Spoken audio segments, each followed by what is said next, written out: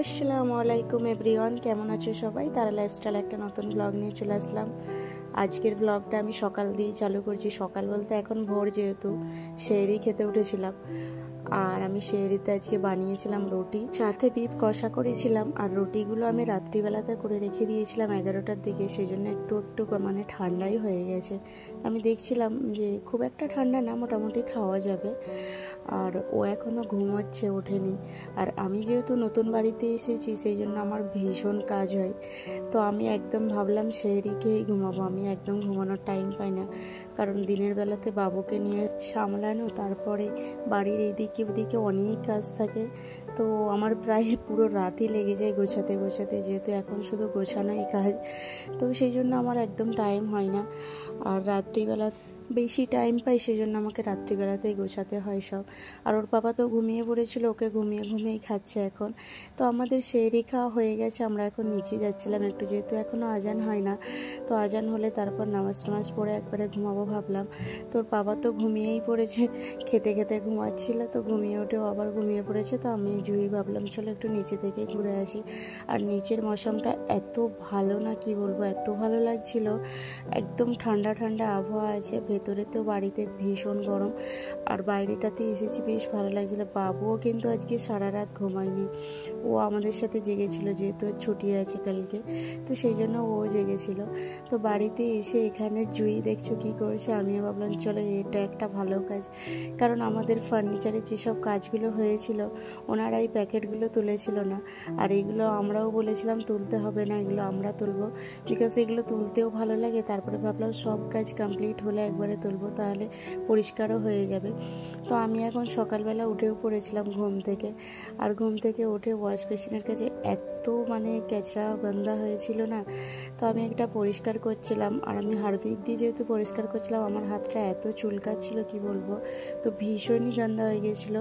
আর দেখতেই পাচ্ছ মানে এখন ভালোভাবে একদম পরিষ্কার হয়ে গেছে। আর ভেতরে একটু একটু দাগ আছে, যেহেতু কাজ চলছে তো তেমনভাবে মানে সবটা ক্লিন করা যায় না। তো যেমনভাবে হয় তেমনভাবেই করার চেষ্টা করি। আর এখানে যে কি পড়েছে জানি না, ইয়েলো কালারের।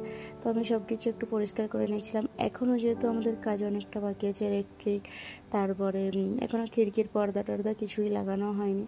তো ওগুলো সব একবারে কমপ্লিট হলে সব ভালো লাগবে তাড়াতাড়ি, কারণ এখন রমজান চালু হয়ে গেছে। আমার খুব তাড়াতাড়ির মধ্যে করাতে হবে, যেহেতু আমি অনেক ভেবেছিলাম আগেই হয়ে যাবে, কিন্তু আগে কোনো মতেই হয়ে উঠলো না।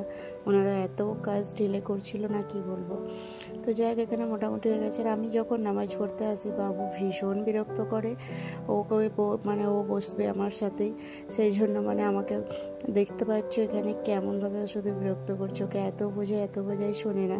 তো আমাকে এভাবেই বাড়িটা বিছিয়ে বসতে হয়, যাতে ও বসে। এই যে ও বসেই পড়েছে, আর না বিছালে ও আমার সামনে এসে বসে পড়বে।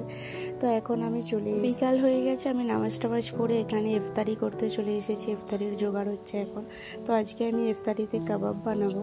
তো কাবাব বানানোর জন্য আমি এখানে সব কিছু গরম মশলা, তারপরে তোমার লঙ্কা গুঁড়ো, হলুদ গুঁড়ো, জিরে গুঁড়ো, ধনিয়া গুঁড়ো, তারপরে একটু কাস্তারি মেথি, মোটামুটি সব কিছু দিয়ে, গোলমরিচ গুঁড়ো সব কিছু দিয়ে এটাকে আমি ভালো করে আগে ম্যারিনেট করে নেবো।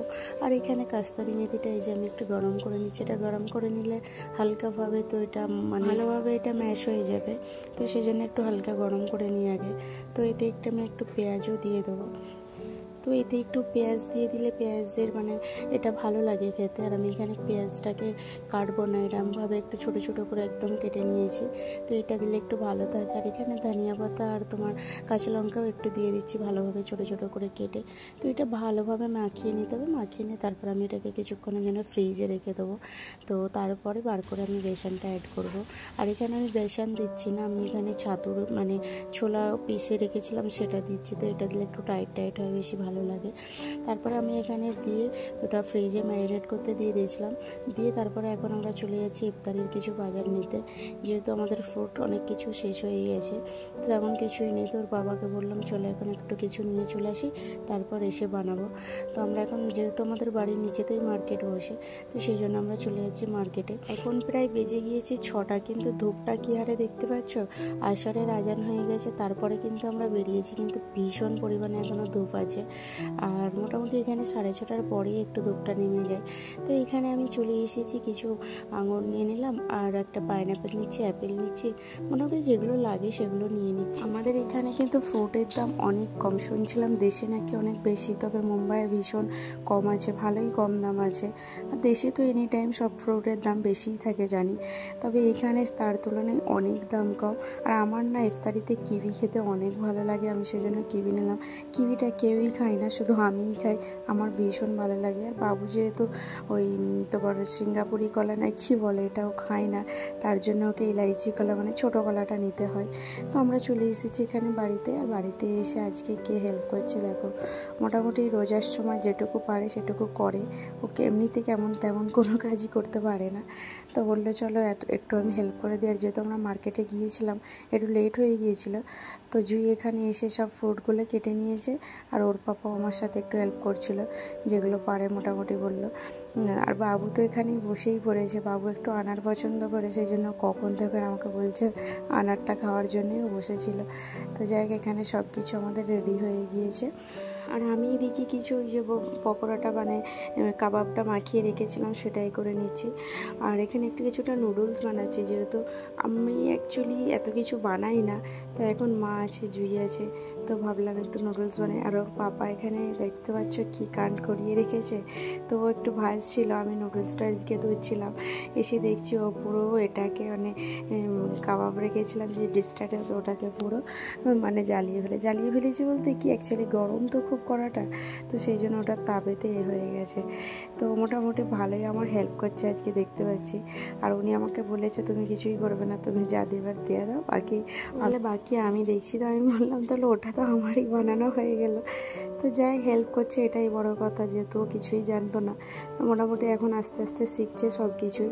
তো এমন হবে। আর ওইদিকেও পুদিনা পাতার চাটনি করছিল, সেটা তো পুরো মিক্সারকে ভরিয়ে পুরো চারিদিকে, আমি তোকে বলছিলাম আমার কাজ তুমি এক্সট্রা বাড়িয়ে দিয়েছো। তো আমাকে এখন সব পরিষ্কার করতে হবে, পুরো মিক্সারের মানে জারটা ভালো করে করেছিল না, তো চারিদিকে পুরো ছড়িয়ে গেছে। তো এখানে সব মোটামুটি রেডি হয়ে গেছে। আর আমাদের একটু আগেই কিন্তু মুখে পানি দেওয়া হয়ে গেছে। আজানের সময় আর ভিডিও করেছিলাম না, কারণ মুখে পানি দেওয়ার পরেই ইফতারি কিছুটা হালকা ফুলকা করে নামাজ পড়তে চলে গেছিলাম। তো নামাজ পড়ে এখন চলে এসেছি, এখন খেতে বসে গিয়েছি। তো আমার বাবু কিন্তু একটা কিচ্ছু খায় না, বসে বসে শুধু দেখবে। তো চলো আমরা তাহলে ইফতারি করতে থাকি। আর ভিডিওটা কেমন লাগলো অবশ্যই জানাবে, ভালো লাগলে প্লিজ লাইক আর সাবস্ক্রাইব করে নেবে। দেখা হচ্ছে নেক্সট কোনো ভিডিওর মাধ্যমে। টাটা।